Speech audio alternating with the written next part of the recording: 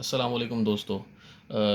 दोस्तों, जैसा कि मैंने आपको प्रीवियस वीडियो में बताया था कि हमारे इस चैनल पे केमिस्ट्री, फ़िज़िक्स और मैथमेटिक्स तीनों के हवाले से वीडियोस अपलोड होती रहेंगी। तो आज हमारी पहली केमिस्ट्री की वीडियो अपलोड कर रहे हैं हम।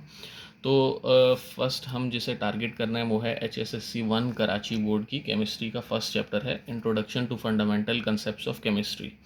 तो इसमें हम थ्योरेटिकल कंसेप्ट्स को डिस्कस करेंगे और ये कंसेप्ट मैंने यहाँ पे लिख दिए जिन जिनको हम डिस्कस कर रहे होंगे। ये बिल्कुल बेसिक्स हैं केमिस्ट्री की, जो कि केमिस्ट्री के किसी भी नए स्टूडेंट को या फिर किसी भी केमिस्ट्री की बेस बनाने के लिए ना, ये इनिशियल कंसेप्ट्स आपको क्लियर होना लाजमी है। तो हम इसमें केमिस्ट्री की डेफिनेशन देखेंगे, element, compound, atom, molecule, ion, symbol, formula, valency, atomic number, atomic mass और मॉलिक्यूलर मास को आपस में डिस्कस करेंगे। तो सबसे पहले हम केमिस्ट्री की जानिब बढ़ते हैं। केमिस्ट्री जो है वो एक ऐसी ब्रांच है। पहले केमिस्ट्री है क्या? केमिस्ट्री साइंस की वो ब्रांच है जिसमें हम मैटर के कंपोजिशन ऑफ मैटर, उसकी प्रॉपर्टीज़ को, उसमें जो चेंजेस आते हैं उसे, और किन लॉज के तहत चेंजेस आते हैं उसे, इन चीज़ों को डिस्कस करते हैं। तो मैटर होता क्या है? Anything that occupy space and have mass is known as matter. तो मैटर की हम कंपोजिशन को, प्रॉपर्टीज़ को, उसमें आने वाले चेंजेस को, और वो चेंजेस किन लॉज के तहत आते हैं उन लॉज को हम इसमें स्टडी करते हैं। तो सेकंड कंसेप्ट जो है वो है एलिमेंट। अब एलिमेंट क्या होता है? एलिमेंट होता है कोई भी ऐसा सब्सटेंस जो कि फर्दर सिंप्लीफाई ना हो सके, उसको हम एलिमेंट कहते हैं। जैसे इसकी एग्जांपल है ऑक्सीजन, सल्फ़र। ये ऑलरेडी अपनी इंतहाई सिंप्लीफाइड फॉर्म में, इसको मज़ीद सिंप्लीफाई नहीं किया जा सकता, इसी वजह से इसको हम एलिमेंट कहते हैं। फिर हम बढ़ते हैं कंपाउंड की तरफ। जब एलिमेंट्स आपस में ग्रुप टुगेदर होते हैं, यानी दो या दो से टू और मोर एलिमेंट्स जब आपस में ग्रुप बनाते हैं, ग्रुपिंग कर लेते हैं, तो उसको हम कंपाउंड कहते हैं। फिर हम बढ़ते हैं एटम की तरफ। एटम क्या होता है? तो atom is the smallest particle of any element. किसी भी एलिमेंट का सबसे छोटा जो पार्टिकल होता है ना, वो एटम कहलाता है। तो एक एटम की एग्जांपल मैं अगर आपको दूं, तो हाइड्रोजन एक एटम है। हाइड्रोजन, सिंगल हाइड्रोजन एक एटम है। इसी तरह नाइट्रोजन एक एटम है। इसी तरह ऑक्सीजन, अगर सिंपल सिंगल एटम की बात करें, ऑक्सीजन सिर्फ वन, O2 की बात नहीं कर रहा मैं यहाँ पे, तो वो एक एटम है।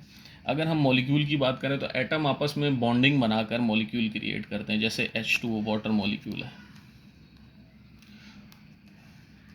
एटम्स की जब बॉन्डिंग होती है तो वो मॉलिक्यूल बनाते हैं। फिर हम आयन की तरफ बढ़ें तो ion is a charged species. जब कोई भी स्पीशी पॉजिटिव या नेगेटिव, यानी इलेक्ट्रॉन लूज़ करती है या गेन करती है, इलेक्ट्रॉन लॉस और गेन, तो वो चार्ज पार्टिकल बनाती है। वो चार्ज पार्टिकल आयन कहलाता है। जैसे Na+ कह सकते हैं आप, Cl-, ये आयन है। सिंबल जो है वो एब्रीविएशन होती है, किसी भी एटम को रिप्रेजेंट करने की एब्रीविएशन जो है वो सिंबल कहलाती है। जैसे मिसाल के तौर पे साइनाइड की Cn है, सिंबल है उसका। इसी तरह हाइड्रोजन का H है, ये सिंबल कहलाते हैं उसके। जो हम अल्फ़ाबेट यूज़ कर रहे होते हैं किसी भी एटम या मॉलिक्यूल को रिप्रेजेंट करने के लिए, वो सिंबल कहलाता है। फिर हम बढ़ते हैं फार्मूला की तरफ।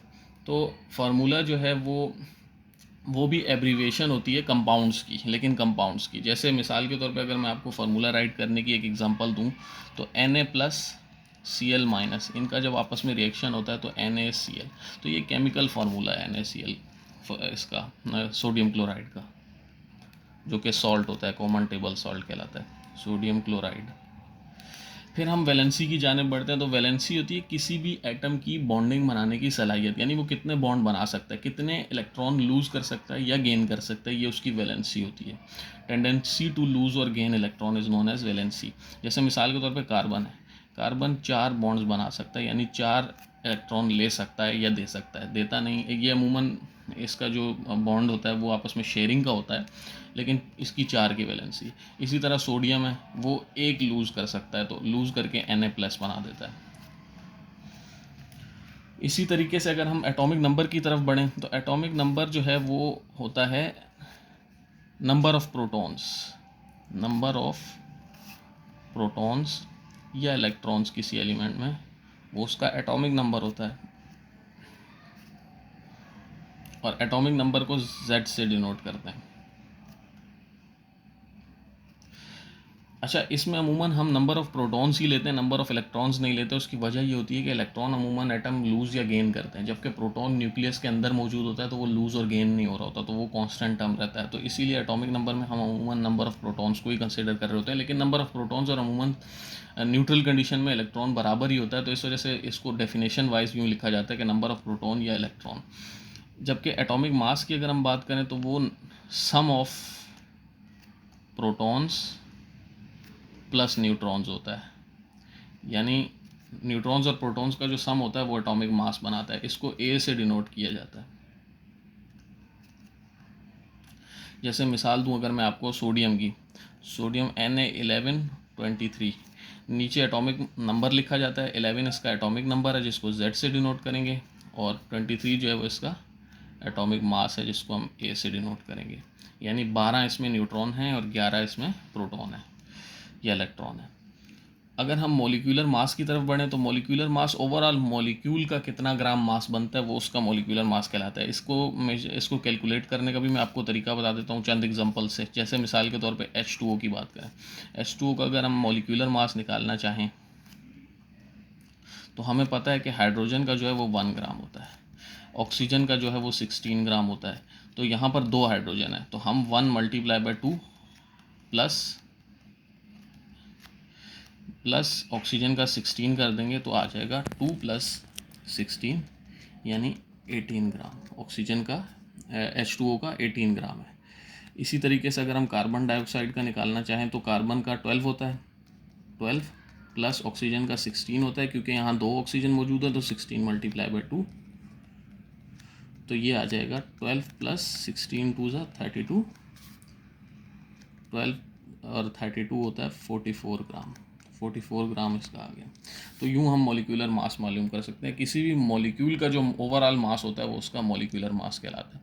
तो आज की वीडियो में हमने सिर्फ बेसिक कंसेप्ट को डिस्कस किया, आगे हम इसके एडवांस कॉन्सेप्ट्स की तरफ भी जाएंगे और न्यूमेरिकल्स को भी सॉल्व करेंगे। अब तक के लिए इतना ही, और वीडियो को लाइक शेयर और सब्सक्राइब ज़रूर कीजिएगा।